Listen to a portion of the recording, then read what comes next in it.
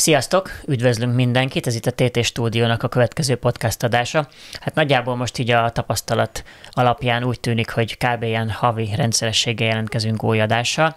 Reméljük, hogy tetszettek nektek az előző vendégekkel folytatott beszélgetések is, és akkor most újra itt lennénk ketten a stúdióban. Én Börös Tamás vagyok.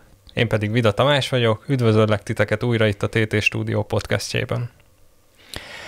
Hát egy izgalmas témával készültünk mára, picit ilyen ventilálósnak is tűnhet, vagy hogy így kibeszélünk dolgokat. Nyilván mi is emberi alkotók vagyunk, emberi szövettel, emberi tudatossággal, és hát nekünk is ki kell beszélni dolgokat, talán ezáltal is mi is közelebb kerülünk a saját megoldásunkhoz. Úgyhogy a mai témánk az, hogy a fotós lét, illetve a vállalkozás nehézségei, tehát beszéljünk a nehézségekről, valami ilyesmi címet választottunk ennek. Ebben a pillanatban én nem tudom, hogy merre fogunk kanyarodni, nyilván van néhány vázlatötlet a fejünkben, de azt gondolom, hogy sok irányba elmehet ez a beszélgetés, viszont fontos, hogy ilyen témákról is beszélgessünk. És azért merült fel igazából ez a téma ötlet, és most talán az elején boncolgassuk szerintem egy picit ezt, hogy valójában mi is a mi vállalkozásunk célja. És akkor, ha megengeded, akkor én elmondom ezt ilyen egy mondatban, amit így összeszedtünk, és akkor ha esetleg kifejtenéd, hogy igazából mit is értünk ez alatt, ennek mentén tudnánk akkor tovább menni. Nagyjából arra jutottunk, hogy ugye itt a modern korban annyi ilyen zavaró tényező van, vagy ilyen kizökkentő tényező, ahol mi különösképpen azt helyezzük a hangsúlyba, hogy ezen körülmények között is megmaradjunk embernek, és az emberi oldallal támogassuk meg egyébként azt a szakmát, ami teli van kütyükkel, ide töltjük fel, ezt kapcsolt ki, azt nem tudom, állítsd át, tehát hogy egy nagyon informatikailag megtámogatott szakmánk van, de mi az ügyfeleink számára azt szeretnénk képviselni, hogy mi itt húsvér emberek vagyunk, akik itt ülünk a stúdióban, mi fogunk nektek ajtót nyitni, ha jöttök hozzánk, és velünk fogtok tudni beszélgetni, nem csak üzletről, nem csak a szakmai dolgokról, hanem egyébként más emberi dolgokról is. Szóval igazából ez a mi célunk, hogy így embernek maradni a mai világban is, és ezt kivetíteni a vállalkozásunkra. És akkor tiéd a szó, így mélyebb körülbelül le is lőttem. Okay. Igen. Na, egyébként én azt gondolom, hogy ez egy olyan jó hívó mondat talán az, hogy az ember a gép mögött, mármint hogy ugye mindenki, amikor elmegyünk forgatni, vagy fotózni, akkor mindenki a masinákat látja, meg a fényeket látja, meg hogyha podcast van, akkor a mikrofont, meg a kamerákat, stb. De ugye ezek mögött vagyunk mi, akik gyártják ezeket a tartalmakat, dolgoznak, megérik az adott eseményeket, ugyanúgy, mint az adott mondjuk rendezvényen résztvevő emberek. És ez szerintem, illetve mondhatom, hogy szerintünk ez egy fontos tényező. A másik fontos tényező pedig az, hogy az emberi kapcsolatok olyan szempontból is fontosak nekünk, hogy ne csak minket vegyenek észre, mint embert, hanem hogy mi is úgy kezeljük az ügyfeleinket, mint ember. Tehát, hogy mondjam, nem egy bankszámlaszámot látunk magunk előtt, amikor hozzánk érkezik valaki. És nem is csak egy logót. Így van, hanem ugyanúgy húsvér emberekkel dolgozunk, és velük beszélgetünk, hogyan telt a napja, milyen problémái vannak egyébként úgy az életben, vagy mi az, ami éppen feldobja, mi az, ami foglalkoztatja. Tehát különböző témák jönnek föl, mint bármelyik másik beszélgetésnél is. De emögött még sokkal tovább lehet ezt fejtegetni, majd valószínűleg itt az árazásokról is beszélgetünk, mert alapvetően ugye az a hozzáállás, hogy ott is emberi módon kezelni ezeket a dolgokat. Tényleg egy példa, itt ezt már korábban is mi egyébként beszéltünk erről, például a podcast dolgoknál, tehát hogyha valaki mondjuk podcastot akar készíteni, akkor hogy felmegy a internetre, és akkor azt látja, hogy 1 óra podcast stúdió bérlés, mit tudom én, x ezer forint, és akkor ennyi. És Nálunk meg nem Minden ez van. további fél óra, vagy 15 igen, perc, ennyi. Igen, és igen. akkor technika hozzá plusz ennyi, ez meg annyi, meg amannyi, és nálunk meg nem ez van, tehát nem hogy mondjam, tehát hogy mi részeket forgatunk, és hogyha nem tudom, felveszünk egybe mondjuk 4 részt, és az mondjuk 6 órán keresztül tart, akkor is a 4 részt fogja kifizetni, hiába 6 óra volt, ha meg 4 óra volt, akkor is a 4 részt fogja. Tehát, hogy nem azon múlik, hogy közben tartunk egy ebédszünetet, vagy megkávézunk, és közben beszélgetünk, szóval, hogy nem ezeken a dolgokon múlik szerintünk, és azt gondolom, hogy ez például megkülönböztet minket másoktól, mert ez egy például emberi hozzáállás, nem pedig a csupán üzleti szemlélet. Ide behozhatok egy dolgot, mert talán pont ide illik. Nagyon régen találkoztam vele, Simon Sinek ennek a nagy szószólója, és igazából főleg a céges kultúrában, de akár a mi rációnkban is beszélhetnénk erről, ugye, hogy nagyjából, sőt, minden cég tudja, hogy mit csinál, hát ugye valami output biztos, hogy van a nap végén. Azért a legtöbb azt is tudja, hogy ezt hogyan csinálja, hát több-kevesebb sikerrel, ugye, viszont nagyon kevés cég tudja azt így tényleg vállalati szinten beleégve a DNS-be, hogy ezt igazából miért is csinálja. És most nem mennék bele egy ilyen nagy multikultúrákba, meg hogy bejárunk, és akkor 4-kor hazamentünk, és tök mindegy. De mégis fontos, hogy tudjuk azt, hogy igazából ezt miért csináljuk. És akkor itt a nagy kérdés, hogy miért csináljuk. Nagyjából valószínűleg abban megegyezhetünk, hogy mert mi ezt szeretjük. Igen. Tulajdonképpen erről van szó. Illetve... És nem 0-24 szeretjük, mert lehet, hogy szeretjük nem tudom, sült kacsát, de azt sem eszünk minden nap, hiszen ugye, tehát, hogy ennek a szakmának is vannak olyan nehézségei, ami persze. Mi sem szívesen csináljuk meg, de ez része, tehát, hogy egy olyan tiszta vállalkozó létet senki ne gondoljon magának, hogy mindig csak a flow és mindig csak a jó projektek, hanem hát vannak rosszabbak, jobbak, de amúgy, tehát ugye erre nekem az a mondásom egy kicsit, tehát hogy a miért, az egy kicsit egoista módon van megfogva, és igen, egy szóval az, hogy szeretjük, de másrésztről meg ugye, tehát hogy mondjam, hogy ki is elég itt a dolog, mert hogy mert szeretjük, nem tudom jobban megfogalmazni tényleg. Igen, valószínűleg veled is már előfordult, hogy így tényleg elkészült egy kép, vagy akár egy snit, vagy egy olyan dolog, és tök lelkes voltál belül, és előfordul, hogy az ügyfél nem úgy reagál rá, vagy neki most az úgy nem is volt annyira fontos, de valószínűleg ezek a pillanatok, amik meg is töltenek. Ezt egyébként most jól megfogtad. Magunknak ott van ez a belső elégedettség, hogy na, ezt jól elkaptam, és meg lehet, hogy észre se veszi, hogy így esett a fény, és közben a háttérben a bármi, és ez valójában nem is fontos, mert mi tudjuk, hogy oké, ott voltunk ennél a pillanatnál, és nagy eséllyel a mi szakmai vagy emberi életünk ezáltal mondjuk épült, ha ilyen nagy fenkölt szavakat akarok használni, de ezek adnak hozzá ahhoz, hogy mi miért csináljuk. Például ezekért a pillanatokért. Igen, tök jó megfogalmazás, mert egyébként ez abszolút benne van az emberben, hogyha ilyen kreatív szakmával foglalkozik. Úgyhogy tök jól fogtad meg ennek az eszenciáját.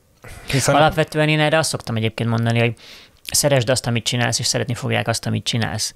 Tehát, hogyha persze most nem arról van szó, hogy balra rakjuk a betűtípust, vagy itt jöjjön fel a felirat, és akkor még 24 variáció, de hogy ha nekem tetszik, és benne van minden tudásom és legjava, akkor az egy jó termék lesz, egy jó végtermék. Na szóval azt akartam ezzel kifejteni, hogy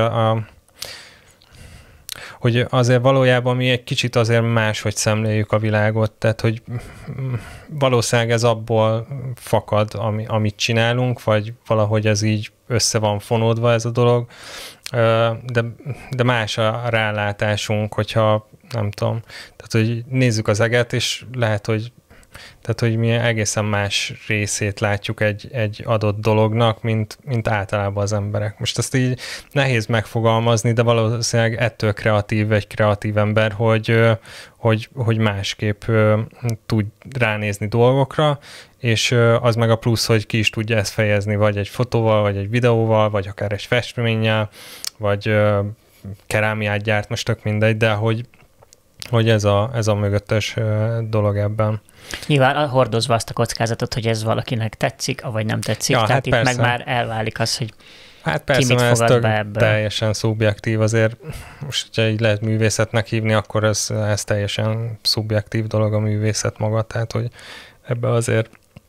Szóval akkor azt mondhatjuk, hogy itt a TT stúdiónál különösképp, hogy van egy ilyen hangzatos nevünk, és nyilván stúdió vagyunk, hiszen itt vagyunk a stúdióban, van egy fotós műtermünk, van egy tárgyalónk, meg hasonló, de hogy itt vagyunk mögötte, hello, mi ketten is, Sziasztok. meg még többen is, a húsvér emberek, azért dolgozva, hogy egyébként nagy szavakat használva a modern kor krónikásai lehessünk, mert nyilván a pillanatokat átadjuk az ügyfélnek, vagy a saját szórakoztatásunkra, vagy bármi is legyen a projekt, végülis ebben veszünk részt, hogy az a pillanat úgy konzerválódjon a jövőbe, hogy az élmény legyen. Lehet ez egy esküvői videó, egy imásfilm, egy bármilyen arculati dolog. Aha, igen. Hát ugye most ugye azt a címet adtuk ennek a résznek, hogy a nehézségek, vagy valami ilyesmi, ugye? Tehát ugye ebből most még nem fejtettük ki a nehézség részét. Talán annyit mondtál előtte, hogy vannak olyan projektek is, ami kevésbé ízlik, meg valami jobb, de amúgy, tehát hogy azt azért el lehet árulni, hogy nagyon sok a fönt és a lent. Tehát ugye nagy hullámok vannak, amiket megélünk, lelkileg is, meg akár ide vehetjük a pénzügyi dolgokat is, hogyha szeretnél ezzel például foglalkozni. Ingoványos terület, de igen, valószínűleg muszáj beszélnünk erről, mármint olyan szempontból, hogy ez egy aktuális téma, itt vagyunk 2023 őszén, ugye lement a nyári szünet, az uborka szezon, nagyjából ilyenkor, ha vannak nagyobb munkák, akkor az mondjuk inkább az esküvői irányba korlátozódik, bár ebben az évben azért ez is egy nagyon izgalmas visszaesés sem megy keresztül. Igen, erről már beszélgettünk egy másik adásban. Igen, meg hosszasan lehetne ezt fejtegetni, hogy mi az oka. Nyilván infláció, elszálltak az árak, hasonló. Ez egy piaci adottság.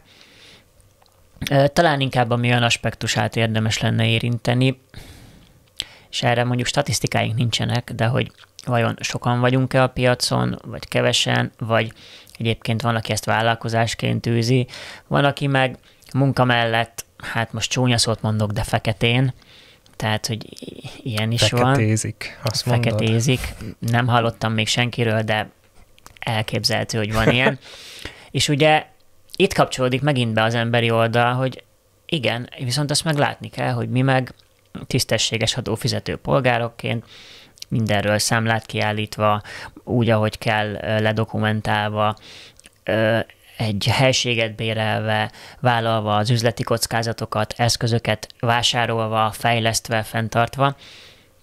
Tehát akinek magyarázni kell, hogy egy üzleti vállalkozásban milyen költségvonzatok vannak, ott eleve nehéz az árról vitatkozni, vagy hát lehet, hogy itt a vitatkozni szó meg is állja a helyét, mert ott lehet, hogy az lesz mindig a döntő, hogy hát, bocsi, találtunk valakit, aki 5000 forinttal olcsóbb, vagy 10-zel, és neki nem is kell számla, vagy bármi, vagy jobb is úgy, vagy pont ki tudjuk sebből fizetni.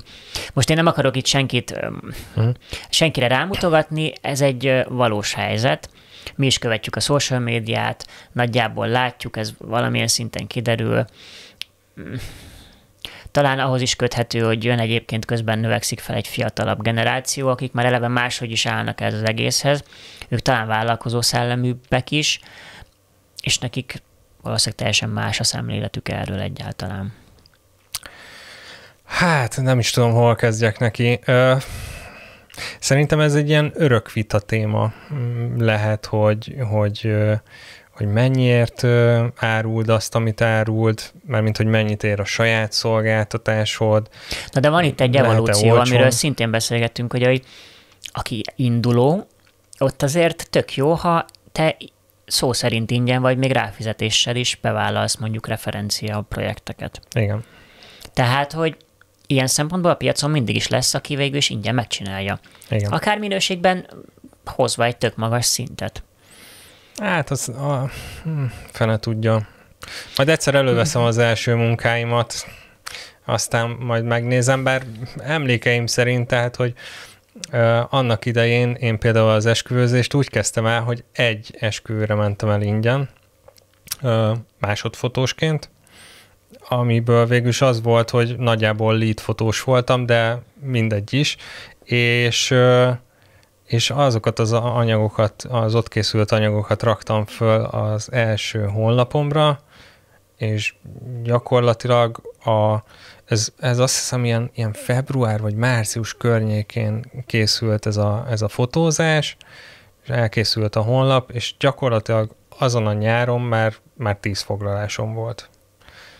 Úgyhogy fene tudja, hogy igen, most magamat cáfolom, hogy lehet elsőre, de szerintem a nagyszámok törvénye azt mondja, most nem magamat ékesítve, hogy azért valószínűleg, amikor először csinálsz dolgokat, azért az még annyira nem lesz baromi jó anyag, mert hozzátartozik, hogy én mielőtt ilyen fizetős munkákat vállaltam volna, én nagyon sokat fotóztam, tehát hogy akár rendezvényt is csináltam már előtte, illetve hát én sokat street fotóztam, tehát hogy így azért volt egy ilyen, hogy hívják, edzettségem ahhoz, hogy gyorsan reagáljak dolgokra.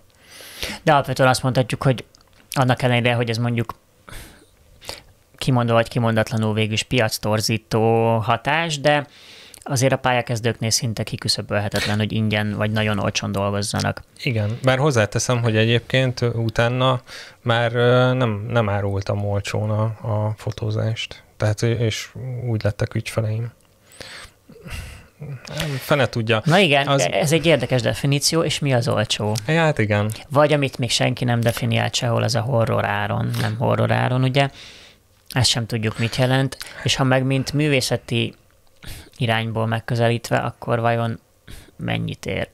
Hát most ezen gondolkozom, hogy melyik évben volt, vagy hány millió évvel ezelőtt volt az, amikor az első esküvőt csináltam, de akkor kértem, ha jól emlékszem, ilyen 200 000 forint környékén kértem egy esküvőért 8 órás rendelkezésre állással.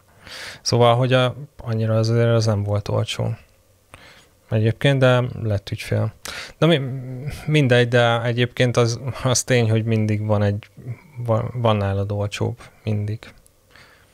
És ezért egy tök jó megállapítás volt.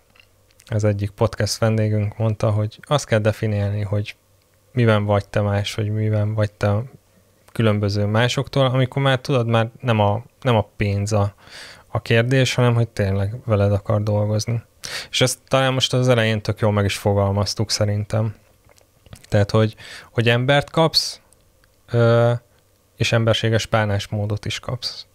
Tehát, hogy úgy fognak. És nyilván nem egy dolgozni. 0-24-es ügyfélszolgálatot, vagy egy bármikor felhívhatsz, de legtöbbször felhívhatsz, és legtöbbször számíthatsz ránk, és ott vagyunk, és megoldjuk a problémádat, és rugalmasan. Tehát, hogy és ezt vajon hogy lehet beárazni? Ezt nem lehet beárazni. Tehát, hogy nagyon sok hirdetés van most már, mindenki hirdet mindent, mindenki látszólag mindenhez is ért, a TikTokon is, ez egy másik téma, ebbe aztán lehet, hogy bele sem menjünk, mert nekem ez még ilyen ingoványos terep, ismerkedem vele én is, hogy nem is a platforma, hanem a miértjével, vagy nem is tudom, hogy melyik irányba lehet vele elmozdulni. Minden esetre, tehát tényleg fontos az, hogy érezzék azt, hogy ebben az árban mondjuk az is benne van, hogy oké, ha át kell szervezni, akkor is megoldjuk, vagy még akkor is számíthat ránk, vagy rugalmasak leszünk, vagy ha csúszik 2 órát, akkor is igyekszünk megoldani. Lehet, hogy valaki, aki egy nagyon olcsó árral elvállalja, lehet, hogy hívod, és elkezdődött a rendezvény, és nincs ott. Nem azt állítom, hogy persze, aki olcsó, az nem fog megjelenni, és nem végzi el a munkát, hanem, hogy nyilván egy vállalkozói létben egy brand mögött álló emberek komolyságot is kell tükrözni, és mindig biztosítani azokat a feltételeket, amitől ő egyébként professzionális. Hát így van. Hát, ja, igen. Tehát, hogy ez lehet a baj egyébként a feketézőkkel. ez valamiért beragadt nálam ez a szó. Tehát, hogy ott azért valójában arról van szó, hogy másodállásban végzi a dolgát, és nem az lesz az elsődleges. Tehát, hogy ezt tudomásul kell venni. Amikor őt felkéred, akkor ezt a kockázatot vállalod. És egyébként szerintem 10-ből 8-szor nincsen probléma. De 2-szer van.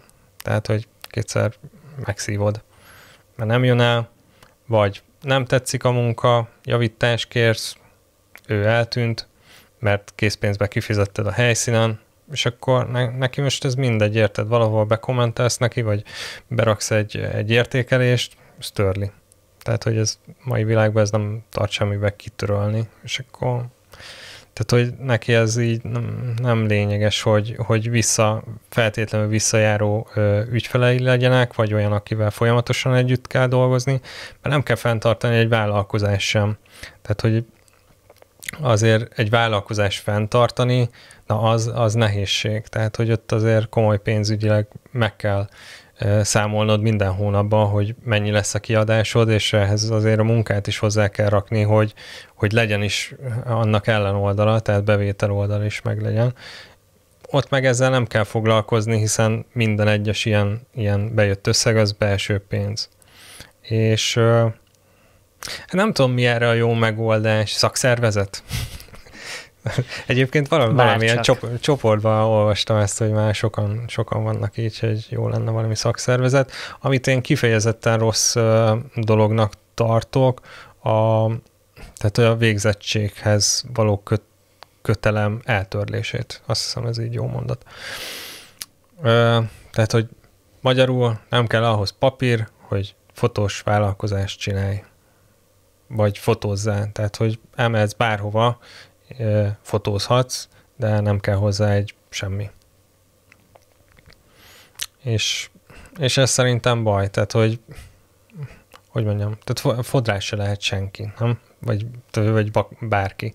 Tehát, hogy ahhoz is kell végzettség. Hát, ez azért nehéz kérdés. Én teljesen hálás vagyok, és tök sokat tanultam az iskolában, meg nyilván a kapcsolati háló, a tanáraink és hasonló. De hát nyilván a legtöbbet a való életben tudtunk fejlődni. Tehát, hogy ezt ki kell menni, csinálni kell, megtapasztalni. Teljesen máshogy dolgozom. Már most is, mint mondjuk 3 hónappal ezelőtt. Uh-huh. Tehát, hogy ez egy ilyen állandóan fejlődő, változó kis lényecske, amiben így vagyunk. Most az, hogy az iskolából való tudásból mit és hogyan hasznosítok, itt nem a tudásra nem tudom, gondolok. De persze, mint belépési korlát, az lehet, hogy nem volt rossz, hogy végzettséghez volt kötve. Igen, hozzáteszem, annak idején meg mindenki sajtófotósként volt bejelentve, és akkor úgy fotóztak, hiszen ahhoz nem kellett végzettség. Tehát, hogy ilyen szempontból mindegy is a dolog, meg úgyis majd az életbe bizonyítja, hogy ki hogy tud helytállni, hiszen itt már tényleg kőkeményen a vállalkozói életben kell. Nem akarom azt a szót használni, hogy életben maradni, mert tehát, hogy mondjam, nem siralmas a helyzet, még a jelen gazdasági körülmények között sem. Csak ügyesebbnek kell lenni, többet kell gondolkodni, rugalmasabbnak kell lenni, állandóan iterálni kell, újra tervezni, meggondolni. Ami 2 hónapja működött, az nem biztos, hogy ma már működik. És talán ez a nehézség benne, meg az, ami jobban lefáraszt minket. És ez talán azért fájó, mert lehet, hogy a kreativitásnak a mértékéből és fokából vesz le az, hogy akkor jó újratervezés, oké, most mi az új social trend, megint megváltoztatták, akkor most most akkor álló videó kell, most fekvő, most sillámpón is, most innen ússzon be. Tehát, hogy a trendeknek való megfelelés az ügyfél részéről való igénnyel, az egy nehéz nyomás tud lenni. Talán mi mindig egy ilyen középutat megtalálni, hiszen egyébként ahol zaj van, ott a csenddel tudsz például nagy hatást elérni, avagy fordítva. Tehát, hogy mi próbálunk olyan tartalmakat gyártani, ahol van valami kis olyan dolog, ami talán egy picit más, mint ami mondjuk épp most a trendi, vagy a valami nagyon menő dolog, mert akkor azt tud elérni hatást. Hát igen, tehát hogy azt mindenképpen belerakjuk szerintem, akik mi vagyunk. Tehát tök szimplán leegyszerűsítem a dolgot, hogyha valaki megnézi a fotóimat, akkor egy dolog biztos, hogy be fog ragadni szerintem, hogy filmszerűek a fotók. Egyrészt magában a kompozíciókban is, ugye ez nálad is egy ilyen beakadás. Jó értelemben. Igen. Másrésztről meg engem nagyon vonz az analóg technika, fototechnika, és ezért a képek kidolgozása is, illetve már a készítéskor is már úgy készülnek, hogy minél inkább közelebb legyen egy analóg kép bedigitalizált változatára. Tök jó Tudom példa. is, mire akarsz kiukadni. Igen. Felvezethetem én azt, Ja, mert persze. csak ugye a TikTokhoz kapcsolódik. Ugye TikTokon most mi van, hogy valószínűleg valaki kimondta azt, hogy jó, akkor a videóid legyenek 33,5 másodpercesek, és mondja el 3 tippet, trükköt arról, hogy.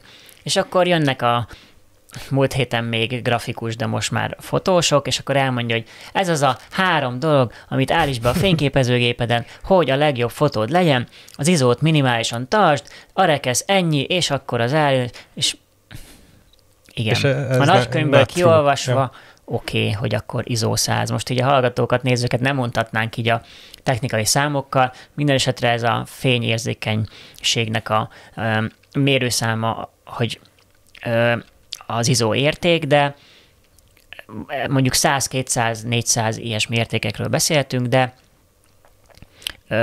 akkor azt mondja ez a TikTok videó, hogy az 100-on kell, hogy legyen, mert akkor lesz a legjobb. Ez a videó, amit most rögzítünk, ez 1250-en van, mégsem jött semmi olyan komment soha, hogy hát ez a videó biztos nem ISO 100-on készült. Nagyon szar. Tehát, hogy ezek megint az, hogy most, hogy a gép beszél a géphez, holott mi, hello, itt vagyunk mi emberek, teljesen másról van szó. Hát és ha jó a hangulata a képnek, talán Szipár Péter mondta, hogy lehet egy kép, nem tudom, elmosódott, bemozdult, alulexponált, túlexponált, de ha pillanatot volt, akkor a hangulata az lehet megvan, jó. akkor az egy jó kép. És nem is a Péter mondta, hanem az ő nagyapja mondta. Nagyapja. Igen, de egyébként, tehát hogy erre reflektálva, én ISO 400 alá sosem megyek. Mert hogy ahhoz, amit én szeretnék képileg elérni, ahhoz muszáj, hogy legyen egy kis zaj a képbe, és akkor ugye itt jön már be az a nüansznyi tudás, hogy tudod is használni az eszközeidet, és tudod, hogy mit miért csinálsz, nem pedig, mert megmondta valaki, hogy ez a 3 dolog az, amitől jó lesz a kép. Mert nem így van, hanem millió egy dologra kell odafigyelni, hogy jó legyen az egy kép. És te meg érezd, hogy ez most meg lett. Az ügyfél meg nem biztos, hogy látja. De hát ez már egy másik kérdés. Igen. Ezért lehetne olyan TikTok videókat készíteni, ahol elmondjuk, hogy ne mondjál 3 dolgot, ami működik, és nem, hanem, és csak ezt arra mondom, hogy tényleg mindig picit úgy gondolkodni, és megint Szipár Péterre kanyarodunk ide, azt gondolom, hogy köszönjük, hogy itt volt először is, mert itt tök meghatározó része a podcastunk életének is, és ő is szintén elmondta, hogy ha mindenki stúdióba fotózott, akkor ő kiment az utcára. Ha mindenki kiment az utcára, akkor ő visszament a stúdióba. Tehát, hogy azon túl, hogy mi miben különbözünk, és az emberi oldal, tényleg próbáljuk ezt. Nem mindig görcsösen, hogy akkor jaj, mi az, amit máshogy csinálhatunk, mert vannak azért bizonyos papírforma dolgok, meg vannak kötöttségek, vannak imázs jellegű arany vagy nem arany szabályok, de valami kis apróságot talán mindig igyekszünk bele csippenteni abba, hogy mitől lehet ez mégis picit más, vagy olyan, ami jobban beleég a nézőnek, a hallgatónak a figyelmébe, mint sem az, hogy mi is elmondjuk azt a 3 dolgot, amitől a mi vállalkozásunk mondjuk nehézségekkel küzd, ezek között, a piaci helyzetek között. Lehetne így is, de nem lennénk előrébb szerintem. Lehet, hogy tök jó nézettség lenne, vagy... Lehet, ki kéne próbálni. Majd, hogyha leadjuk ezt az adást, lehet kéne csinálni egy ilyen TikTok videót, és akkor lemérni, hogy akkor most mi az igazság. Na jó, de vajon jön-e belőle úgy ügyfél megkeresés, akikkel mi szívesen dolgoznánk? Hát, most mondanám szívesen azt, hogy szerintem nem, de nem tudom már megítélni néha. hogy őszinte legyek.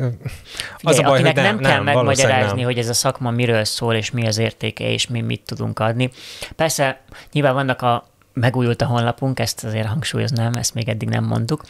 Picit frissítettük is a megjelenést, több referenciát pakoltunk föl, és azért aki ott körbenéz, fog rólunk kapni egy képet a munkáinkról, meg már rólunk is. De hogy azon túl nyugodtan keressen fel minket, és akkor megbeszéljük. De aki ezeket így látja, érti, ott tényleg nem kell megmagyarázni, hogy mennyibe kerül az annyi. Hiszen ő is egy vállalkozás nagy eséllyel, tudja, hogy az ő szegmensében hogy működnek a dolgok. És nem arról van szó, persze ez egy természetes, képesség vagy igény, hogy oké, költségeken azért, tehát hogy nem elszállva, hiszen egy vállalkozásnak is ezeket tervezni kell, és tiszteletben tartani, de azon belül is mindig van azért mozgástér, hogy igen. Az olcsó, az legtöbbször olcsó marad. Jó, szerintem ez akár egy végszónak is beillhet, úgyhogy szerintem ezt a mai adást, azt akár le is zárhatjuk. Most egy kicsit kibeszéltük magunkat. Egyébként egész rendhagyó volt ez az adás, nem? Nem gondolom? Igen, egyrészt nem is gondoltuk át annyira, de szerintem kellenek az ilyen szabadabb beszélgetések. Igen. Nem csak azért, mert a papírforma azt mondja, hogy mutassuk meg magunkat, mint emberek, de tehát tényleg ezek vagyunk mi, tehát hogy nem fogunk tudni más képet mutatni, mint amik mi vagyunk. Vállaljuk ezt is, tehát hogy mi is küzdünk nehézségekkel, nekünk is vannak nehéz napjaink, nagyon sokat beszélgetünk, mi is, másokkal is, igyekszünk fejlődni, megoldani a helyzeteket, és nem mindig könnyű, tehát hogy vannak nehézségek. És ezért vagyunk például annak is hálásak, hogy olyan ügyfeleink is vannak, akikkel ilyen dolgokról is tudunk beszélni, akár közösen ötletelni. Lehetnek ők teljesen más iparágban, de ez akár lehet egy olyan közös metszet, amiből lehet, hogy tök jó közös ötleteket tudunk kihozni. Így van. Szóval talán tényleg így végszóként, hogy mi próbálunk ebben mások lenni, mint a többiek. Tehát, hogy egy olyan, nem akarok nagy szavakat használni, hogy közösségben lenni, meg szinergiában az ügyfelekkel, de mégis ezt kell mondanom, mert ez fontos. Nekik is, nekünk is, win-win, mindenki jól jár, és akkor a nap végén talán elégedettek lehetünk, hogy szeretjük, amit csinálunk, egyébként meg is élünk belőle, az ügyfeleink is tök jó dolgokra használhatják ezeket a tartalmakat, és van miért holnap is felkelni. Igen. Jó, okés. Na hát köszönjük szépen, hogy velük tartottatok ma is. A különböző oldalainkat megtaláljátok majd a leírásban, illetve itt különböző helyeken fel is tűntek a podcastban. Várunk majd a következő részre is titeket. Sziasztok!